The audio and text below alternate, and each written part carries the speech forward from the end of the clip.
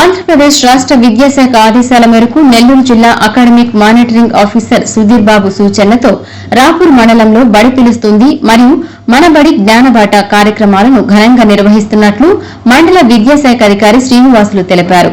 రాపూర్లోని ప్రభుత్వ ఉన్నత పాఠశాల బాలుర బాలికలతో కలిసి ర్యాలీ నిర్వహించారు.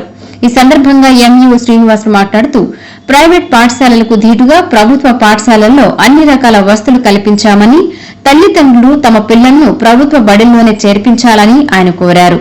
ఉచిత పాఠ్య పుస్తకాలు, తల్లికి వందనం, డొక్కా సీతమ్మ మధ్యాహ్న భోజనం వంటి పథకాలను విద్యార్థులు సద్వినియోగం చేసుకోవాలని సూచించారు. ప్రభుత్వ పాఠశాలల్లో అత్యంత నైపుణ్యం కలిగిన క్వాలిఫైడ్ టీచర్లున్నారని, విద్యార్థుల బంగారు భవిష్యత్తుకు ప్రభుత్వ బడులే పునాది అని ఆయన స్పష్టం చేశారు.